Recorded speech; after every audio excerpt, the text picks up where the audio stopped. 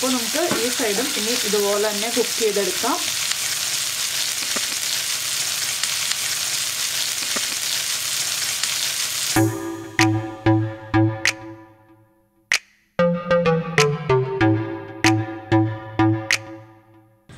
Hi, good morning. അപ്പോൾ നമ്മുടെ ഇന്നത്തെ റെസിപ്പി എന്താണെന്ന് ഞാൻ പറയേണ്ട ആവശ്യമില്ലല്ലോ, കണ്ടപ്പോൾ തന്നെ മനസ്സിലായില്ലേ? നല്ലൊരു അടിപൊളി മീൻ പൊരിച്ചതാണ്. അപ്പോൾ വിനാഗിരി ഒന്നും ചേർക്കാതെയാണ് നമ്മൾ ഈ ഒരു മീൻ പൊരിച്ചത് ഉണ്ടാക്കുന്നത്. നല്ല ടേസ്റ്റി ആയിട്ടുള്ള മീൻ പൊരിച്ചതാണ് കേട്ടോ. അപ്പോൾ നമ്മുടെ ഇവിടെ കിളിമീൻ എന്ന് പറയുന്ന മീനാണ് നമ്മൾ ഈ പൊരിക്കുന്നത്. അപ്പോൾ എങ്ങനെയാണ് നമ്മുടെ കിളിമീൻ പൊരിച്ചത് എളുപ്പത്തിൽ തയ്യാറാക്കുന്നത് നോക്കാം. നമുക്ക് നമ്മുടെ മീൻ പൊരിക്കുന്നതിന് ആവശ്യമായിട്ടുള്ള ഇൻഗ്രീഡിയൻസ് നോക്കാം. നമ്മളിപ്പോൾ 2 മീൻ എടുത്തിട്ടുണ്ട്. ഇത് കിളിമീൻ എന്നാണ് ഇവിടെയൊക്കെ പറയുന്നത്. നല്ല കട്ടിയുള്ള മീനാണ് കേട്ടോ. അതുപോലെ തന്നെ പൊരിച്ചു കഴിഞ്ഞാൽ നല്ല ടേസ്റ്റുള്ള മീനാണ്. അപ്പോൾ നമ്മൾ 2 സൈഡും ഇതുപോലെ വരഞ്ഞെടുത്തിട്ടുണ്ട്. മീൻ കട്ട് ചെയ്ത് ക്ലീൻ ചെയ്തതിന് ശേഷം ഇതുപോലെ അടുപ്പിച്ച് വരയുക. അതിനുശേഷം നമുക്ക് ഇനി ആവശ്യമുള്ള ഇൻഗ്രീഡിയൻസ് എന്തൊക്കെയാണെന്ന് വെച്ചാൽ, ഒരു ചെറുനാരങ്ങയുടെ പകുതി വേണം, ഒരു ചെറിയ പീസ് ഇഞ്ചി വേണം, ഒരു ചെറിയ പീസ് മതി, കുറച്ച് കറിവേപ്പില. ഇഞ്ചി ഇല്ലാന്നുണ്ടെങ്കിൽ നിങ്ങളുടെ കയ്യിൽ ജിഞ്ചർ ഗാർലിക് പേസ്റ്റ് ഉണ്ടെങ്കിൽ ജിഞ്ചർ ഗാർലിക് പേസ്റ്റ് ആഡ് ചെയ്യാം. പിന്നെ നമുക്ക് കുറച്ച് സവോള വേണം, ഒരു സവോളയുടെ 1/4 ഭാഗം വേണം. അതുപോലെ മഞ്ഞൾപ്പൊടി, മുളക് പൊടി. നമ്മൾ സാധാരണ മീൻ പൊരിക്കുന്നത് മുളക് പൊടി, മഞ്ഞൾപ്പൊടി, കുരുമുളക് പൊടി, ഉപ്പും മാത്രം ചേർത്തിട്ടാണെങ്കിൽ ഇതിൽ ഞാൻ ഇഞ്ചിയും സവോളയും വേപ്പിലയൊക്കെ അരച്ച് ചേർത്തിട്ടാണ് മീൻ പൊരിക്കാൻ പോകുന്നത്. അപ്പോൾ നിങ്ങൾക്ക് ഈ രീതിയിലും ചെയ്യാം, സിമ്പിളായിട്ടും ചെയ്യാം. 2 രീതിയിൽ പൊരിച്ചാലും മീനിൻ്റെ ടേസ്റ്റ് തന്നെയാണ്. അപ്പോൾ ഞാൻ ആദ്യം മിക്സിയുടെ ജാർ എടുക്കട്ടെ. മിക്സിയുടെ ജാറിലേക്ക് ഞാനിപ്പോൾ നമ്മൾ എടുത്തു വെച്ചിരിക്കുന്ന ഇഞ്ചി ചെറിയ പീസായിട്ട് കട്ട് ചെയ്തിടുകയാണ്. വേഗം അരിഞ്ഞു കിട്ടാനാണ് ഇതുപോലെ കട്ട് ചെയ്ത് ചേർക്കുന്നത്. ഒരു 3-4 പീസായിട്ട് കട്ട് ചെയ്യുക. അതുപോലെ തന്നെ കുറച്ച് സവോള, ഇത് കണ്ടോ, ഒരു 1/4 ഭാഗം സവോള എടുത്തിട്ടുണ്ട്. അത് ഞാൻ ഇതിലേക്ക് ഇട്ട് കൊടുക്കുകയാണ്. ഒരു തണ്ട് കറിവേപ്പില. കറിവേപ്പില ചേർക്കുമ്പോൾ നമ്മുടെ മീൻ പൊരിച്ചതിന് ടേസ്റ്റ് കൂടും കേട്ടോ. കറിവേപ്പിലയുടെ ഫ്ലേവർ വരുമ്പോൾ നമ്മൾ കറിവേപ്പില മീൻ പൊരിക്കുമ്പോൾ എണ്ണയിലേക്ക് ചേർക്കാറുണ്ട്. എങ്കിലും ഇതുപോലെ ചേർത്ത് കഴിഞ്ഞിട്ടുണ്ടെങ്കിൽ കുറച്ചുകൂടി കൂടുതലായിട്ട് ടേസ്റ്റ് കൂടും. അപ്പോൾ നമുക്ക് ഈ ചെറുനാരങ്ങയുടെ പകുതി ചേർക്കാം. നിങ്ങൾക്ക് അരഞ്ഞു കിട്ടാൻ ബുദ്ധിമുട്ടാണെങ്കിൽ 1 ടീസ്പൂൺ വെള്ളവും കൂടി ചേർക്കാം. ഞാനിപ്പോൾ വെള്ളം ചേർക്കാതെയാണ് അരച്ചെടുക്കാൻ പോകുന്നത്. സവോളയിലൊക്കെ വെള്ളം ഉള്ളതുകൊണ്ട് വേഗം തന്നെ അരഞ്ഞു കിട്ടുമല്ലോ നമുക്ക്. ഇനി നമ്മളിതിലേക്ക് ചേർക്കുന്നത് നമ്മുടെ പൊടികളാണ്. എരിവിനനുസരിച്ച് പൊടികൾ ചേർക്കാം. ഞാനിപ്പോൾ 1 ടീസ്പൂൺ കുരുമുളക് പൊടി ചേർക്കുന്നുണ്ട്, ഒരു 1/2 ടീസ്പൂൺ മഞ്ഞൾപ്പൊടി. മീൻ കൂടുതലുണ്ടെങ്കിൽ കൂടുതൽ പൊടികൾ ചേർക്കുക. 1 ടീസ്പൂൺ കാശ്മീരി ചില്ലി പൗഡർ. പിന്നെ പച്ചമുളക് ചേർത്തരയ്ക്കണം എന്നുണ്ടെങ്കിൽ പച്ചമുളക് ചേർത്തരയ്ക്കാം. പക്ഷെ മീനിലേക്ക് നമ്മൾ പുരട്ടി കൊടുക്കുമ്പോൾ കൈ പുകയാൻ സാധ്യതയുണ്ട്. അതുകൊണ്ടാണ് ഞാൻ പച്ചമുളക് ചേർത്തരയ്ക്കാത്തത്. പച്ചമുളക് സ്പ്ലിറ്റ് ചെയ്ത് ഒന്ന് ചെറുതായിട്ട് കട്ട് ചെയ്ത് ചേർക്കുന്നുണ്ട് നമ്മൾ മീനിലേക്ക്. ഇനി ഇതെല്ലാം ചേർത്തൊന്ന് അരച്ചെടുക്കാം. നന്നായിട്ട് അരയണം എന്നില്ല, ഒരുവിധം അരിഞ്ഞു കിട്ടിയാൽ മതി. അപ്പോൾ നമ്മുടെ മസാലകൾ നമ്മൾ അരച്ചെടുത്തിട്ടുണ്ട്. ഇതുപോലെയാണ് അരിഞ്ഞു കിട്ടിയിട്ടുള്ളത്, ഫൈൻ പേസ്റ്റായിട്ട് അരിഞ്ഞിട്ടില്ല.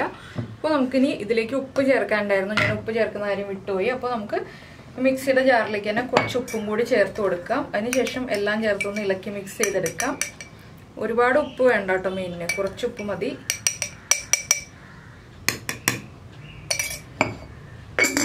അപ്പോൾ ഇതൊന്ന് മിക്സ് ചെയ്തെടുക്കട്ടെ ഞാൻ. ഇനി നമുക്കൊന്നുകൂടി ഒന്ന് മിക്സിയിൽ കറക്കിയെടുക്കാം. അപ്പോൾ ഉപ്പ് നന്നായിട്ടും എല്ലാ ഭാഗത്തേക്കും മിക്സ് ആയി കിട്ടും. അപ്പോൾ നമുക്കിനി നമ്മുടെ മസാല മീനിലേക്ക് അപ്ലൈ ചെയ്ത് കൊടുക്കാം. ഇതുപോലെ മീനിൻ്റെ മുകൾ ഭാഗത്ത് ആദ്യം തേച്ച് കൊടുക്കുക. ഞാൻ ഒട്ടും വെള്ളം ചേർക്കാതെയാണ് അരച്ചതെന്ന് പറഞ്ഞല്ലോ. നിങ്ങൾക്ക് നന്നായിട്ട് അരിഞ്ഞു കിട്ടണം എന്നുണ്ടെങ്കിൽ കുറച്ച് വെള്ളം ചേർക്കാം, അല്ലെങ്കിൽ വിനീഗർ ചേർക്കാം കേട്ടോ. പക്ഷെ പുളി കൂടിപ്പോവും. അതുകൊണ്ടാണ് ഞാൻ വെള്ളവും ഒന്നും ചേർക്കാതിരുന്നത്. വിനീഗർ ചേർക്കുന്ന കാര്യം ആദ്യമേ പറയാതിരുന്നത്. വിനീഗർ ചേർത്തിട്ടുണ്ടെങ്കിൽ നമ്മളിപ്പോൾ ചെറുനാരങ്ങ നീര് ചേർത്തിട്ടുണ്ടല്ലോ, പിന്നെ വിനീഗറും കൂടി ചേർക്കുമ്പോൾ പുളി കൂടിപ്പോവും. മീനിൻ്റെ എല്ലാ ഭാഗത്തും ഒരുപോലെ തന്നെ ഈ മസാല ഒന്ന് തേച്ച് പിടിപ്പിക്കുക. ഈ വരഞ്ഞിരിക്കുന്ന ഇതിലേക്കൊക്കെ നന്നായിട്ട് മസാല പിടിച്ചു വരണം.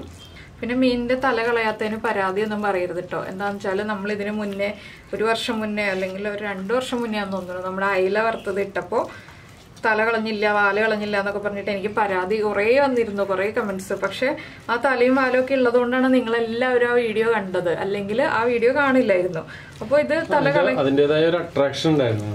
അതെ, അപ്പോൾ ഇത് തല കളഞ്ഞില്ല എന്ന് വെച്ചിട്ട് ഒരു കുഴപ്പമില്ല കേട്ടോ. നമ്മൾ ഈ മീനൊക്കെ തലയോടുകൂടി തന്നെ കറി വയ്ക്കുന്ന മീനാണ്. ചില മീനുകളല്ലേ നമ്മൾ തലയൊക്കെ കളഞ്ഞിട്ട് കറി ഉണ്ടാക്കുള്ളൂ. അപ്പോൾ മീനിൻ്റെ ഉൾഭാഗത്തേക്ക് ഞാൻ നന്നായിട്ട് മസാല തേച്ച് പിടിപ്പിക്കുന്നുണ്ട്. നമ്മുടെ മസാല കറക്റ്റ് അളവാണ്, ഒട്ടും തന്നെ ബാക്കിയില്ല കേട്ടോ. ഇതാ മിക്സിയുടെ ജാറ് കാണുമ്പോൾ നിങ്ങൾക്ക് മനസ്സിലാവും. മിക്സിയുടെ ജാറിൽ ഇനി ഒന്നുമില്ല, നമ്മൾ മുഴുവനും എടുത്തു കഴിഞ്ഞു. അപ്പോൾ കുരുമുളക് പൊടി വീട്ടിൽ ഫ്രഷ് ആയിട്ട് പൊടിച്ചെടുത്ത കുരുമുളകാണെങ്കിൽ കുറച്ചു അധികം ടേസ്റ്റ് കൂടും നമ്മുടെ മീൻ പൊരിച്ചതിനും എല്ലാ റെസിപ്പികൾക്കും. ഞാനിപ്പോൾ ഇടയ്ക്കിടയ്ക്ക് ഇത് പറയാറുണ്ട്.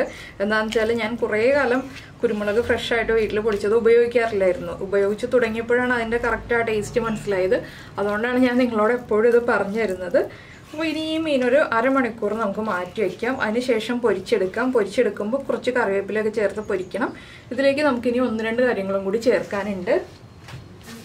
കുരുമുളക് വീട്ടിൽ വാങ്ങിച്ച് പൊടിക്കുന്നത് ശീലമാക്കിക്കോ ഇനി എന്തായാലും. അങ്ങനെ ചെയ്യാത്ത ആളുകൾ ചെയ്ത് കഴിയുമ്പോൾ അറിയാൻ പറ്റും അതിൻ്റെ ടേസ്റ്റ് എത്രത്തോളം വലുതാണെന്നുള്ളത്. ഞാൻ ഇതിക്ക് മുൻപ് ഒരു വീഡിയോയിൽ ഇത് പറഞ്ഞിട്ടുള്ളതാണ്. ആ വീഡിയോ കാണാത്ത പുതിയ ആളുകൾക്ക് വേണ്ടിയിട്ടാണ് ഒന്നും കൂടെ പറഞ്ഞത്. കാരണം അത്രയും ടേസ്റ്റ് ഉണ്ട്, അതുകൊണ്ടാണ്. അപ്പോൾ ഞാൻ ഇനി ഇതിലേക്ക് ഇട്ട് കൊടുക്കുന്നത് കുറച്ച് കറിവേപ്പിലയാണ്. നമ്മൾ മീൻ പൊരിക്കുമ്പോൾ ചേർക്കുന്നത് പോലെ തന്നെ ഇപ്പോൾ കറിവേപ്പില ചേർക്കുമ്പോഴും നല്ല ടേസ്റ്റാണ്. പിന്നെ പച്ചമുളക് ഇതുപോലെ ഒന്ന് ചരിച്ച് കട്ട് ചെയ്ത് ഇട്ട് കൊടുക്കുന്നുണ്ട്. പച്ചമുളകൊക്കെ എണ്ണയിൽ മൊരിഞ്ഞ് വരുമ്പോൾ നല്ല ടേസ്റ്റാട്ടോ. അതുകൊണ്ടാണ് നമ്മൾ ഇതുപോലൊക്കെ ചേർത്ത് കൊടുക്കുന്നത്. മീൻ പൊരിക്കുന്നത് എത്രത്തോളം ടേസ്റ്റ് ആയാലും അത്രയും നല്ലതല്ലേ. സാധാരണ എല്ലാവർക്കും മീൻ വെറുതെ പൊരിച്ച് മഞ്ഞളും മുളകും ഉപ്പും കുരുമുളക് പൊടിയും ചേർത്ത് പൊരിച്ച് കഴിക്കുമ്പോൾ തന്നെ ഇഷ്ടമാണ്. പിന്നെ ഇതുപോലെയൊക്കെ കൂടുതലായിട്ട് ഇൻഗ്രീഡിയൻസ് ചേർത്തിട്ട് പൊരിച്ചെടുക്കുകയാണെങ്കിൽ ഒരുപാട് അങ്ങോട്ട് ഇഷ്ടമാവും. അപ്പോൾ മീൻ പൊരിച്ചതിനോട് അത്ര താല്പര്യമില്ലാത്തവർ പോലും മീൻ പൊരിച്ചത് നന്നായിട്ട് എൻജോയ് ചെയ്ത് കഴിച്ചോളും. അതുകൊണ്ടാണ് നമ്മൾ ഈ രീതിയിൽ ഇൻഗ്രീഡിയൻസ് ഒക്കെ ചേർത്തിട്ട് മീൻ പൊരിക്കുന്നത്. ഇനി നമുക്കിത് അടച്ചു വയ്ക്കാം. അരമണിക്കൂർ കഴിയുമ്പോൾ പൊരിച്ചെടുക്കാം. അപ്പോൾ നമ്മുടെ ഫിഷ് ഫ്രൈ ചെയ്യാനായിട്ട് നമ്മൾ വെളിച്ചെണ്ണ ചൂടാക്കിയിട്ടുണ്ട്. വെളിച്ചെണ്ണയിലേക്ക് നമുക്ക് കുറച്ച് കറിവേപ്പില വെച്ച് കൊടുക്കാം. ഇതിന് മുകളിലേക്ക് നമുക്ക് മീനും വെച്ചു കൊടുക്കാം.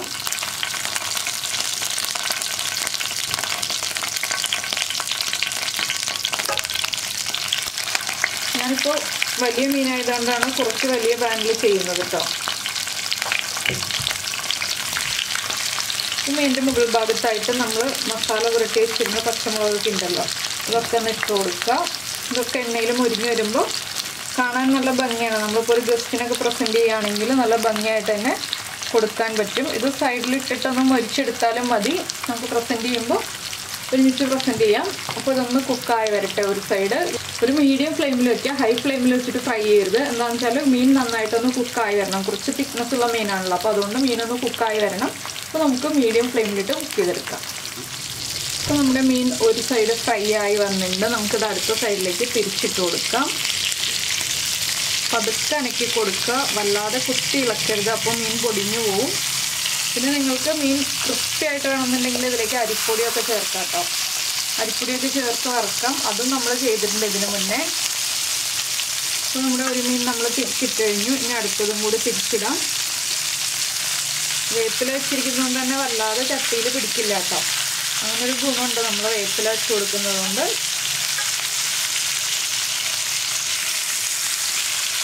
ഇത് കുറച്ച് പിടിച്ചിട്ടുണ്ട്. എന്താണെന്ന് വെച്ചാൽ എൻ്റെ പാനിൻ്റെ കോട്ടിങ് അവിടെ കുറച്ച് പോയിട്ടുണ്ടായിരുന്നു. അപ്പോൾ നമുക്ക് ഈ സൈഡും ഇനി ഇതുപോലെ തന്നെ കുക്ക് ചെയ്തെടുക്കാം. അപ്പോൾ നമ്മുടെ മീൻ ഇതാ ഫ്രൈ ചെയ്ത് കഴിഞ്ഞു. 2 മീനായതുകൊണ്ട് നമുക്ക് ഒറ്റ ട്രിപ്പിൽ തന്നെ ഫ്രൈ ചെയ്തെടുക്കാമല്ലോ. അപ്പോൾ ഇത്രയേ ഉള്ളൂ നമ്മുടെ ഫിഷ് ഫ്രൈയുടെ പരിപാടി. ഇനി നമ്മൾ ഈ മുളകും ഇതെല്ലാം വേപ്പിലയെല്ലാം ചേർത്തിട്ട് പ്രസൻറ്റ് ചെയ്യുക. അപ്പോൾ നമ്മുടെ ഫിഷ് ഫ്രൈ റെഡി ആയി കഴിഞ്ഞു. നമുക്കിതൊരു പ്ലേറ്റിലേക്ക് മാറ്റാം. അപ്പോൾ നമ്മുടെ മീൻ പൊരിച്ചത് നമ്മളിതാ പ്ലേറ്റിലേക്ക് മാറ്റി കഴിഞ്ഞു. നമ്മുടെ പച്ചമുളകും കറിവേപ്പിലയും ഒക്കെ ഇട്ട് ഗാർണിഷ് ചെയ്തിട്ടുണ്ട്. അപ്പോൾ നിങ്ങൾ ഇതുപോലെ മീൻ പൊരിച്ച് നോക്കിയിട്ടില്ലെങ്കിൽ ഈ ഒരു മീനൊന്ന് ഇതുപോലെ പൊരിച്ച് നോക്കൂ കേട്ടോ. ഈ മീൻ നല്ല ടേസ്റ്റാണ് നമ്മുടെ കിളിമീനിന്. അപ്പോൾ ഉണ്ടാക്കി കഴിച്ചു കഴിഞ്ഞിട്ട് നമ്മുടെ വീഡിയോയുടെ താഴെ കമൻറ്റ് ചെയ്യാൻ മറന്നു പോകരുത്. അതുപോലെ തന്നെ ലൈക്ക് ചെയ്യാനും മറന്നു പോകരുത്. അപ്പോൾ നിങ്ങൾക്ക് ഈ വീഡിയോ ഇഷ്ടമായി എന്നുണ്ടെങ്കിൽ നമ്മുടെ ചാനൽ ഇതുവരെ സബ്സ്ക്രൈബ് ചെയ്തിട്ടില്ല എന്നുണ്ടെങ്കിൽ ഇപ്പോൾ തന്നെ ഒന്ന് സബ്സ്ക്രൈബ് ചെയ്തോളൂ. സബ്സ്ക്രൈബ് ചെയ്യുന്നതിന് ഈ വീഡിയോയുടെ താഴെയുള്ള റെഡ് സബ്സ്ക്രൈബ് ബട്ടൺ ഒന്ന് ക്ലിക്ക് ചെയ്യുക. അതിൻ്റെ റൈറ്റ് സൈഡിലുള്ള ബെല്ലൈക്കണും ക്ലിക്ക് ചെയ്യുക. അപ്പോൾ ഓൾ എന്ന് പറഞ്ഞിട്ടൊരു ഓപ്ഷൻ വരും. ആ ഓളും കൂടി പ്രസ് ചെയ്തിട്ടുണ്ടെങ്കിൽ ഞാൻ എപ്പോഴും വീഡിയോ അപ്ലോഡ് ചെയ്യുമ്പോൾ നിങ്ങൾക്ക് നോട്ടിഫിക്കേഷൻ വരും. പിന്നെ നമ്മൾ വേളൂരിയും കൊഴുവയും ഒക്കെ പൊരിക്കുന്ന വീഡിയോകൾ ചെയ്തിട്ടുണ്ട്. ഒരുപാട് മീൻ പൊരിച്ച വീഡിയോകൾ ചെയ്തിട്ടുണ്ട്. ചിക്കൻ്റെ വീഡിയോകൾ ചെയ്തിട്ടുണ്ട്. അപ്പോൾ ഈ വീഡിയോകളൊക്കെ നിങ്ങൾക്ക് ആവശ്യമുള്ളപ്പോൾ എടുത്ത് നോക്കാൻ നീതാസ് ടേസ്റ്റ്ലാൻഡ് നിങ്ങൾക്ക് ഏത് റെസിപ്പിയാണോ വേണ്ടത് ആ റെസിപ്പിയുടെ പേരും കൂടി കൊടുത്തിട്ട് സെർച്ച് ചെയ്തിട്ടുണ്ടെങ്കിൽ ഞാൻ ചെയ്തിട്ടുള്ള റെസിപ്പി ആണെങ്കിൽ നിങ്ങൾക്ക് അതിൻ്റെ വീഡിയോ വരും. പിന്നെ നിങ്ങൾക്ക് താല്പര്യമുള്ള റെസിപ്പികൾ നിങ്ങൾ ഈ വീഡിയോയുടെ താഴെ ഒന്ന് കമൻറ്റ് ചെയ്യുക. അപ്പോൾ ഞാനത് ചെയ്തിട്ടില്ലാതാണെങ്കിൽ ചെയ്യുന്നതായിരിക്കും. അപ്പോൾ നമുക്ക് നമ്മുടെ അടുത്ത റെസിപ്പിയുമായിട്ട് അടുത്ത ദിവസം വീണ്ടും കാണാം.